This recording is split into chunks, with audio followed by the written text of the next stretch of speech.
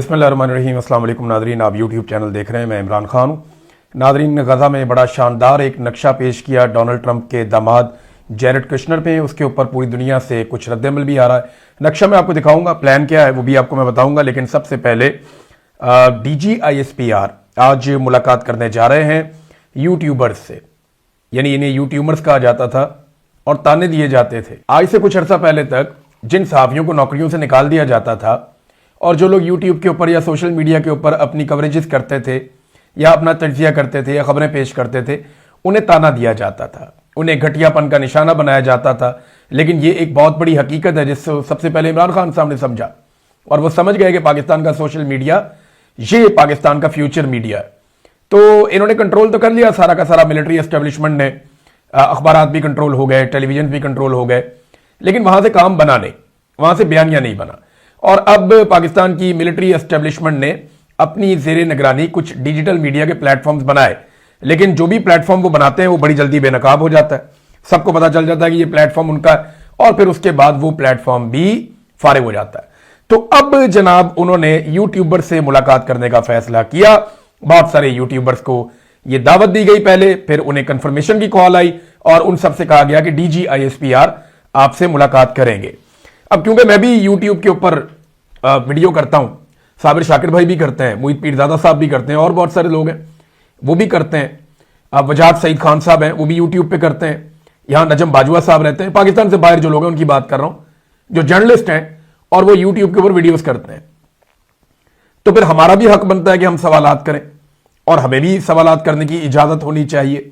गो कि आजकल हमारे बारे में कुछ ज्यादा अच्छा नहीं सोचते DGISPR या उनके अदारा। लेकिन चले, मैं इदारा को तो मैं नहीं कह सकता, फौजी तो हमारे भाई हैं बहुत सारे और बड़ा प्यारा उनसे एक दिल का ताल्लुक है, एक रिश्ता है जो कभी खत्म नहीं हो सकता। लेकिन ये फौजी की आदत आती जाती रहती है, कभी कोई आता है एक पॉलिसी ले आता है, दूसरा आता है एक और ले आता है। ये नौजवानों से भी जा जाकर मिलते हैं कॉलेजेस में। तो चंद सवालात हैं जो इनके सामने जरूर रखे जाने चाहिए। तो जो हमारे दोस्त जा रहे हैं उनसे गुजारिश है कि ये 12 सवालात हैं जो मैं आपके सामने रख रहा हूं, ये आप DGISPR से जरूर पूछें।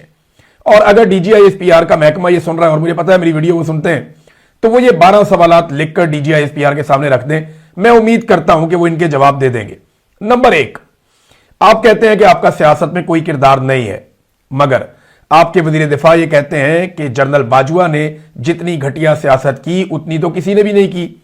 आप जनरल बाजवा के साथ भी DGISPR थे, आप जनरल आसिम मुनीर के साथ भी DGISPR हैं। क्या आप ये बता सकते हैं कि जनरल बाजवा के दौर में भी आप यही कहते थे कि हमारा सियासत से कोई ताल्लुक नहीं, आज भी आप यही कहते हैं कि आपका सियासत से कोई ताल्लुक नहीं, तो क्या आपका वजीर दिफा झूठ बोल रहा है? तो सियासत से फौज के ताल्लुक के ऊपर जरूर एक सवाल पूछें और मिसालें देकर पूछें। नंबर 2, आप ये कहते हैं कि आपके इदारे में अकाउंटेबिलिटी है। 4 मरतबा आपके इदारे के जर्नैलों ने पाकिस्तान के आईन को बराह रास्त आकर तोड़ा और मार्शल लॉ लगा दिए। इनमें से एक भी मार्शल लॉ लगने वाले डिक्टेटर के खिलाफ क्या आज तक कोई कोर्ट मार्शल हुआ? क्या कोई कानूनी कार्रवाई हुई? क्या इदारे ने कोई कार्रवाई की? क्या किसी को कोई सजा दी गई? मैं सिर्फ 4 डिक्टेटर्स की बात कर रहा हूं जिन्होंने बराह रास्त आकर मुदाखलत कर दी और हुकूमतों पे कब्जा करके आईन को तोड़ दिया। जो लोग बराह रास्त नहीं आए और उन्होंने हुकूमतों के खिलाफ साजिशें की वो अलग है। तो अगर अकाउंटेबिलिटी है फौज के अंदर बतौर इदारा, तो इन डिक्टेटर्स में से किसको सजा हुई इसकी तफसीलात बता दीजिए। नंबर 3, हमेशा सियासतदान ही जेलों में क्यों जाते हैं? हमेशा सदर और वजीर आजम ही जेलों में क्यों जाते हैं? आज तक कभी कोई आर्मी चीफ जेल में क्यों नहीं गया? खास तौर पे जो 4 डिक्टेटर थे उनमें से कोई भी जेल में क्यों नहीं गया? नंबर 4, इस्तिस्ना जब अंबिया इकराम ने नहीं लिया, जब खुलफाए राशिदीन ने नहीं लिया, जब अहले बैत को इस्तिस्ना नहीं मिला, जबकि जय्यद उलमा इकराम पाकिस्तान के ये कह चुके हैं कि ये शरीयत के खिलाफ है, इस्लाम के खिलाफ है और कुरान मजीद की तालीमात के खिलाफ है, तो आपके इदारे के सरबराह ने यह इस्तिस्ना क्यों कबूल किया? नंबर 5, आप 9 मई की माफी का तकाजा करते हैं कि एक सियासी जमात जिसने 9 मई को कुछ ऐसी हरकत की जो आपको पसंद नहीं आई, वो ये कहते हैं जी हमने नहीं की, आपने की। चले जो भी है, आप ये कहते हैं कि 9 मई की माफी का आप तकाजा करते हैं कि माफी मांगी जाए और कई मरतबा आप अपनी प्रेस कॉन्फ्रेंस में खुद ये कह चुके हैं कि इंतशार छोड़ें और सदके दिल से माफी मांगे। मगर आज तक आपके इदारे ने मुल्क टूटने की माफी क्यों नहीं मांगी? आज तक आपने यहां पे डिक्टेटरशिप बार बार लाने के लिए या मार्शल लॉ लगाने के लिए माफी क्यों नहीं मांगी? क्या आपको माफी नहीं मांगनी? नंबर 6, पाकिस्तानी फौज से मुंसलिक इदारे कारोबार क्यों करते हैं? क्या अमेरिका, बरतानिया, यूरोप, भारत, चीन, रूस या दुनिया की कोई भी बड़ी फौज कारोबार करती है? और अगर आप पाकिस्तान में कारोबार करते हैं तो इन कारोबारों पे आपको किस किस्म की इम्यूनिटी या टैक्सेस में छूट, यानी कितनी छूट आपको मिलती है, दीगर मामलात में आपको कितनी सब्सिडी और कितना छूट आपको मिलता है कारोबार करते हुए, ये भी तफसीलात शेयर कर दें। नंबर 7, क्या आप कश्मीर की आजादी के लिए कोई डेडलाइन दे सकते हैं? हर चीज की आपके पास डेडलाइन होती है ना कि इतने अरसे में ये कर देंगे, फिर ये कर देंगे, फिर ये कर देंगे।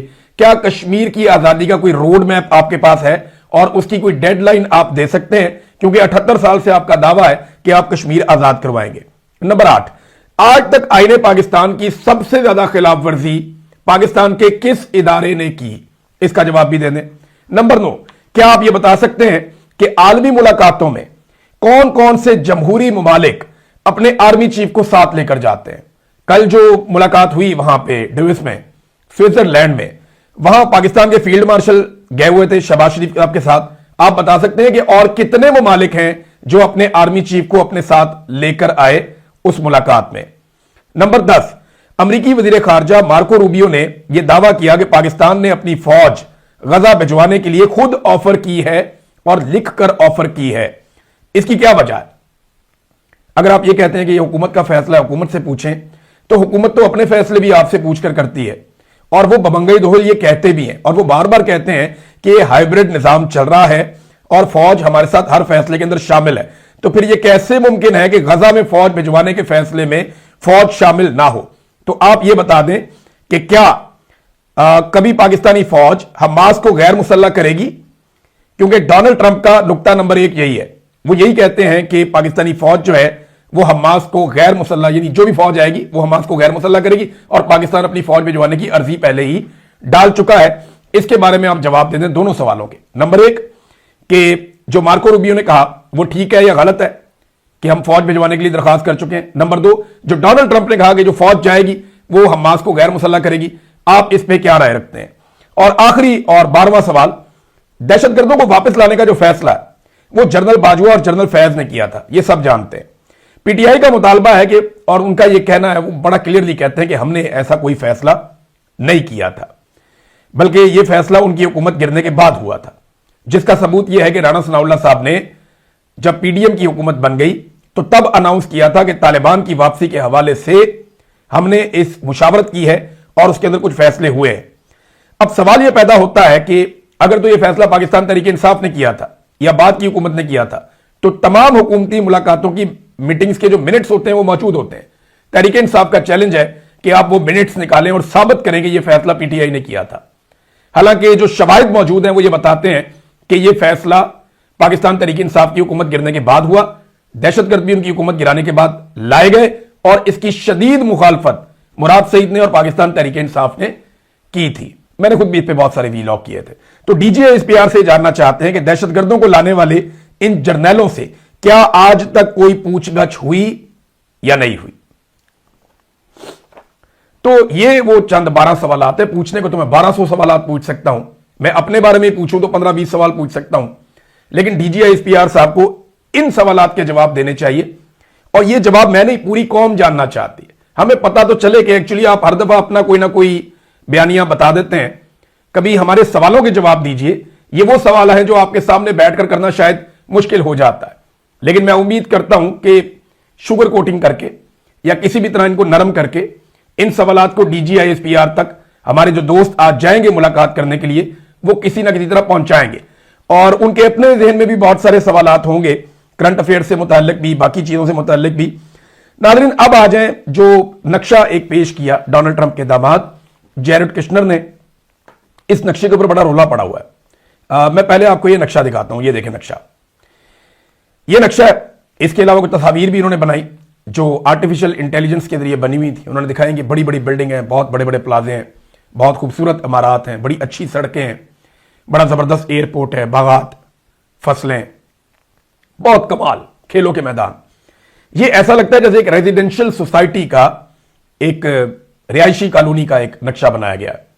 गजा जहां पे बेशुमार इंसानों का कत्लेआम किया गया, जहां बच्चों के सबसे बड़े कब्रिस्तान हैं, जहां पे इज्तमाई कब्रें मौजूद हैं। गजा जहां पे जुल्म और बर्बरियत का एक पूरा दौर हमने देखा, वहां पे एक रिहायशी कॉलोनी बनाई जा रही है। अब ये कॉलोनी का नक्शा आ गया और इस नक्शे के ऊपर बहुत सारे लोगों ने बात की है। सबसे पहले लग्जमबर्ग से ताल्लुक रखने वाले आलमी सहाफी हमजा अत्तार ने बोर्ड ऑफ पीस और जेरेड कुश्नर की प्रेजेंटेशन पे ये तबसरा किया है। और ये तबसरा अब आप देखें, नक्शा अपने सामने रख लें और आप देखते रहें। वो ये कहते हैं कि गजा की पट्टी में ये जो पर्पल कलर का इलाका है, जिसको डार्क गुलाबी कलर का जो बनता है, ये अमीर तबके के लिए मखसूस इलाका है, यानी ये मरीन का इलाका है। ये बिल्कुल फ्रंट के ऊपर होगा, खूबसूरत सा।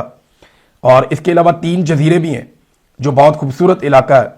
और ये अमीर तबके के लिए, बड़े बड़े लोगों के लिए इसको मुख्तस किया जाएगा। जो पीला रंग है, यहां पे वर्क फोर्स रहेगी, यानी जो लोग काम करने वाले लोग हैं, वर्कर्स हैं, जो यहां पे दफातर में काम करेंगे, ग्राउंड पे काम करेंगे, उन सब के लिए जो रिहायशी कॉलोनियां बनेंगी वो ये पीले रंग के इलाके में बनेगी। सफेद रंग जो है वो इसराइली कब्जे को मामूल पर लाने का अमल है। और मिस्र के साथ कोई सरहद नहीं है। उन्होंने ये भी बता दिया कि बीच का जो एरिया वो खत्म कर दिया गया है और अब सब कुछ इसराइल के जरिए होगा। रफा क्रॉसिंग का कोई नामो निशान नहीं है। रफा वो इलाका है जहां से क्रॉसिंग करके इमदादी सामान गजा के अंदर दाखिल होता था, वो खत्म कर दिया गया इस नक्शे में।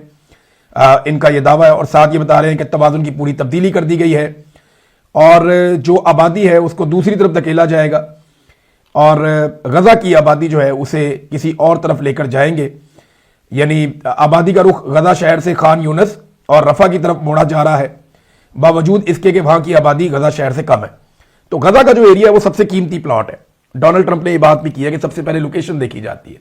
ये बहुत खूबसूरत लोकेशन है, खूबसूरत साफ सुथरा समंदर है, बड़ा जबरदस्त साहिल है, खूबसूरत। और उस साहिल के सामने एक जबरदस्त लैंड है। यहां पे वसाइल भी हैं, समंदर के अंदर मादनियात भी हैं, पेट्रोलियम के ज़खायर भी हैं। फिर ज़बरदस्त किस्म की एक बंदरगाह है जो बन सकती है वहाँ पे, इंटरनेशनल एयरपोर्ट।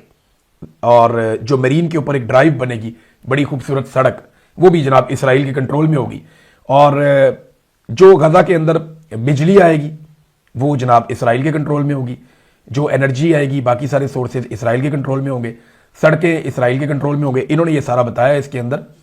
और साथ ही साथ ये बता रहे हैं कि अगर कोई मछली पकड़ने के लिए जाना चाहेगा तो वो जो हार्बर है वो भी इसराइल के कंट्रोल के अंदर है। माहीगीर जो है वो मछली पकड़ने के लिए गजा के लोग वो नहीं जा पाएंगे।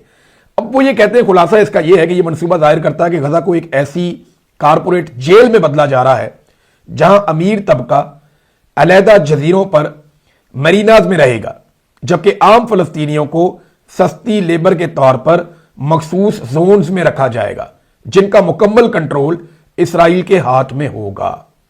यह नकार जाहिर करते हैं कि इस मंसूबे का असल मकसद फलस्तीनियों के माशी और समाजी ताल्लुकात को तोड़कर उन्हें छोटे छोटे हिस्सों में तकसीम करना, ताकि इनकी इज्तमाई मुज़ामत को ख़त्म किया जा सके और इनकी बैनुल-अक़वामी कानूनी हैसियत को ख़त्म करके इन्हें महज एक मजदूर तबके में बदल दिया जाए। ये जनाब इस नक्शे के ऊपर जो है वो इस किस्म का एक रद्द-ए-अमल आया। स्कॉटलैंड के एक तारीखदान विलियम, उन्होंने जो है ट्रंप के बोर्ड ऑफ पीस के ऊपर एक ट्वीट किया। उन्होंने कहा जी 6 बादशाह, 3 साबिक सोवियत यूनियन के ओहदेदार हैं, 2 फौजी हमायत याफ्ता हुकूमतें हैं जिनमें एक पाकिस्तान की भी है, और एक ऐसा लीडर जिसे मुबैना जंगी जराइम की पादाश में आलमी अदालत इंसाफ तलाश कर रही है। वो कह रहे जी ये टोटल प्लान है। ये वो गजा पीस बोर्ड के अंदर शामिल लोग हैं और उसकी उन्होंने ये तारीफ की है सिंपली। अच्छा, काफी तनकीद भी हो रही है जो तस्वीर पेश की जेरेड कुश्नर ने, क्योंकि देखने में तो बड़ी खूबसूरत तस्वीर लगती है, ऐसा लगता है गुलो गुलजार बनने वाला है गजा के अंदर, लेकिन इसकी कीमत कौन चुकाएगा? और जो गजा वाले हैं क्या वो इसके मालिक रहेंगे बाद में? ये बहुत सारे सवालात हैं जो लोगों के ज़हनों में उठ रहे हैं। पाकिस्तान के अंदर लोग बहुत ज्यादा इस पे रद्द-ए-अमल दे रहे हैं, गुस्सा कर रहे हैं, लेकिन रद्द-ए-अमल सिर्फ जुबानी कलामी है। ग्राउंड के ऊपर कोई आने की जरूरत कर नहीं सकता। पाकिस्तान तहरीक इंसाफ निकलती है तो मार मार के तबाही फेर देते हैं, गोलियां चला के बंदे मार देते हैं। तहरीक लब्बैक के साथ जो हुआ वो आप सारे अच्छी तरह जानते हैं। फजल रहमान साहब को इजाजत दी जाएगी, हल्की फुल्की वो ढोलकी बजा लेंगे एहतजाज की। जमात इस्लामी को भी इजाजत मिल जाएगी, वो भी हल्का फुल्का एहतजाज कर लेंगे। इनके अलावा किसी को एहतजाज की ये गजा वाले मामले के ऊपर इजाजत नहीं दी जाएगी। ये बोर्ड ऑफ पीस के अंदर जो शमूलियत की है उसमें किसी और को इजाजत नहीं होगी। ये बड़ा क्लैरिटी के साथ मैं आपको बता रहा हूं। ओवरऑल जो बहुत सारे लोग इसके ऊपर रद्द-ए-अमल दे रहे हैं, ज्यादातर लोगों का यह कहना है कि ये एक्चुअली गजा के जो शहरी है उन्हें सस्ती लेबर के अंदर तब्दील कर दिया जाएगा, वो अपने ही इलाकों में मजबूर और महकूम होकर जिंदगी गुजारेंगे। इसराइल की इख्तियारात और ताकत बहुत बढ़ जाएगी। डोनाल्ड ट्रंप का ना सबको शुक्रिया अदा करना चाहिए, क्योंकि डोनाल्ड ट्रंप की जो सच बोलने की आदत है ना, वो बहुत सारे मसाइल को पैदा होने से पहले ही खत्म कर देती है। और पाकिस्तान जैसे ममालिक के जो हुक्मरान है ना, उनके पास जो मार्जिन होता है अपनी कौम को बेवकूफ बनाने का और उन्हें पागल बनाने का, वो मार्जिन डोनाल्ड ट्रंप उनसे छीन लेता है। डोनाल्ड ट्रंप करता है साफ साफ बात, ये उसकी बड़ी खूबी है। तो डोनाल्ड ट्रंप ने कुछ चीजें बड़ी क्लियर कर दी, और डोनाल्ड ट्रंप की क्लियरिटी के बाद अब या तो पाकिस्तान के हुक्मरान झूठ बोल रहे हैं या फिर डोनाल्ड ट्रंप झूठ बोल रहा है। लेकिन डोनाल्ड ट्रंप का रिकॉर्ड आप उठा के देखें, वो जो कहता है वही करता है, वो झूठ नहीं बोलता। तो ये जनाब पाकिस्तानी हुक्मरान क्या कहते हैं, वो कहते हैं जी ये फलस्तीनियों के तहफ़्फ़ुज़ के लिए जा रहे हैं, जबकि डोनाल्ड ट्रंप कहता है कि नहीं, हम इसराइल के तहफ़्फ़ुज़ के लिए कर रहे हैं। पाकिस्तानी कहते हैं जी हम हमास को गैर मुसल्लह नहीं करेंगे। अब डोनाल्ड ट्रंप कहता है हमास का सफाया करेंगे, ये तो नुक्ता नंबर 1 है। फिर ये कहते हैं जी एक अलग रियासत बनेगी वहां फलस्तीन की, जबकि इसका कोई इम्कान डोनाल्ड ट्रंप ने बताया ही नहीं। फिर यरूशलेम आजाद और दारुल हुकूमत बनेगा, इस पर तो कोई बात ही नहीं हुई आज तक। और फिर इसराइली कब्जा खत्म हो जाएगा। पाकिस्तान इस किस्म की बातें यहां पे बताते हैं, ये मुल्ला भी यही बातें बताते हैं, लेकिन वो तो कब्जा मुस्तहकम करने की बात कर रहे हैं कि इसराइल को मजीद मजबूत करना है, तमाम खतरात इसराइल के लिए दूर करने हैं। ये मामला फलस्तीन तक महदूद रहेगा। अब ये चूरन बेचा गया, लेकिन वो लबनान को भी बीच में लेकर आए कि वहां पे हिजबुल्लाह को भी मारना है, उसको जड़ से उखाड़ना है। वो काम भी बहुत जरूरी है। अमेरिकन ये कहते हैं इसराइल के लिए डोनाल्ड ट्रंप आप जानते हैं किसी भी लेवल तक जाएंगे, और डोनाल्ड ट्रंप ने इसराइल को मुकम्मल महफूज बनाने का अज़म कर रखा है, और उसके लिए अब वो ये फोर्स इस्तेमाल करेंगे। और डोनाल्ड ट्रंप ने पहले ही कहा अरब मुल्क की फौजें नहीं आएंगी, साफ कहा, ये जो अरब ममालिक हैं इनकी फौजें नहीं आएंगी, अरब ममालिक के बाहर से फौजें आएंगी। अब आप भी जानते हैं, मैं भी जानता हूं, बाहर ममालिक कौन से 2 मुल्क तो बड़े जबरदस्त हैं जो खुद से ये कहते रहे कि हमने जाना है जी, एक तो इंडोनेशिया, दूसरा पाकिस्तान। और पाकिस्तान के कौन से फौजी जाएंगे इसके ऊपर भी एक दावा सामने आ गया कि पाकिस्तान की फौज ने गजा में जाना है। कौन कौन सी फौज के हिस्से ने गजा में जाना है इसके बारे में एक दावा सामने आया, वो दावा भी मैं आपके सामने रख देता हूं। बहरहाल इसराइल के खिलाफ जो जंगी जराइम है उसके ऊपर पाकिस्तान बड़ी बात करता है कि हम तो इसराइल के खिलाफ हैं, जंगी जराइम के ऊपर सजा होनी चाहिए, जबकि यहां पे डोनाल्ड ट्रंप कहते नहीं जी इसराइल के साथ मिलकर काम करेंगे और इसराइल के तहफ़्फ़ुज़ के लिए काम करेंगे। तो या तो डोनाल्ड ट्रंप झूठ बोल रहे हैं या पाकिस्तानी हुक्मरान झूठ बोल रहे हैं। अगर ट्रैक रिकॉर्ड को देखें तो पाकिस्तानी हुक्मरान झूठ बोलते हैं, पाकिस्तान की एस्टेब्लिशमेंट भी झूठ बोलती है, पाकिस्तान के हुक्मरान भी झूठ बोलते हैं। डोनाल्ड ट्रंप का ट्रैक रिकॉर्ड देखें तो वो बोलता है, वो करता है, वो बिला वजह झूठ नहीं बोलता, उसको जरूरत भी नहीं है। उसने जो जो बातें की थी वो उस तरफ बढ़ रहा है। एक बड़ा ट्वीट शहबाज शरीफ का वायरल हुआ। शहबाज शरीफ साहब ने 2020 में जब डोनाल्ड ट्रंप ने यही प्लान दिया था ना, तो इसके ऊपर 2020 में उसने क्या रद्देमल दिया था जब इमरान खान की हुकूमत थी, तब शहबाज शरीफ ने लिखा था president Trump's middle east peace plan essentially legitimizes Israeli annexation of Jerusalem and illegal settlements on the land of Palestinians. An unjust, biased and oppressive peace plan has rightly been torn into pieces by Palestinians.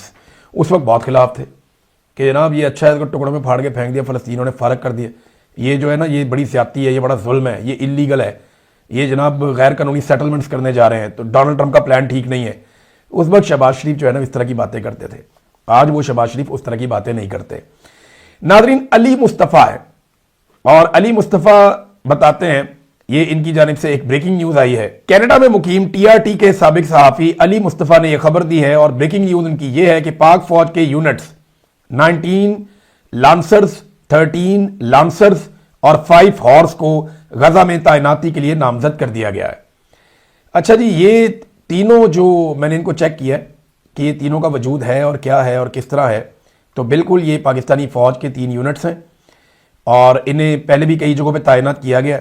ये 1857 की जो जंग आज़ादी थी यहाँ पे, उसको कुचलने के लिए भी यूनिट इस्तेमाल हुए थे तीनों, और ये बरतानिया के ताज के ज़ेर असर पहले तीनों काम करते रहे। बहुत पुराने यूनिट है और मुख्तलिफ जगहों के ऊपर इनको पहले तैनात किया गया है, और अब इन तीनों को मुबैना तौर पर इस खबर के मुताबिक गजा भिजवाया जाएगा। इस पर भी DGSPR बता सकते हैं कि ये तीनों यूनिट्स जा रहे हैं या नहीं जा रहे हैं, या पाकिस्तानी फौज जाएगी या नहीं जाएगी। वो सवालात के अंदर एक सवाल मैंने इस हवाले से भी रखा हुआ था। नाज़रीन, जाते जाते एक और बड़ी इंटरेस्टिंग आपको मैं खबर देता हूं। पाकिस्तान की अदालतों में ना एक रूल होता था, और वो कानून ये था कि अदालतों के अंदर 70 साल से ऊपर की उम्र का जो कैदी है, वो जैसे ही अपना केस लेकर आएगा अदालत उसको प्रायोरिटी पे सुनेगी। 70 साल के आदमी की उम्र ज्यादा होती है ना, वो कहते हैं फटाफट सुनो इसको, निकालो इसको बाहर, तो प्रायोरिटी के ऊपर सुनेगी। लेकिन अब एक अदालत की इस्लाहात के नाम के ऊपर एक तब्दीली कर दी गई है और अदालती इस्लाहात में इस उम्र को 70 से बढ़ा के 80 कर दिया गया है। वजह पता क्या है? यास्मीन राशिद साहिबा की उम्र 70 से ऊपर है, इमरान खान साहब की उम्र 70 से ऊपर है, शाह महमूद कुरैशी साहब भी गालिबन 70 से ऊपर है। तो ये जो 70 से ऊपर के कैदी है ना, ये इस सहूलत को हासिल ना कर लें, इसलिए इसको 80 साल कर दिया गया है। आप अंदाजा करिए रिजीम कैसा है।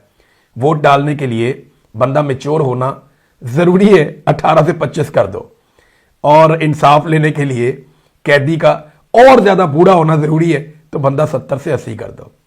ये निजाम एक एक काम भी करता है ना, इमरान खान को ज़हन में रख के करता है। ये कोई ऐसा काम नहीं कर सकते जो करते हुए इमरान खान इनके दिमाग में ना हो। कैसी तबाही फेरी है इस आदमी ने, एस्टेब्लिशमेंट को उस दीवार के साथ लगा दिया, सियासतदानों को इस दीवार के साथ लगा दिया, सबको खड़ा करके सबकी औकात दिखा दी, और पाकिस्तान के असल मसाइल पाकिस्तानियों के सामने आ गए। अब दिल करता है तो हल कर लीजिए। 8 फरवरी आ रहा है, पहला इम्तिहान है। अगले वीलॉग में इस पे बात करेंगे। अब तक के लिए इतनी, अपना ख्याल रखिएगा, अपने चैनल का भी। अल्लाह हाफिज़।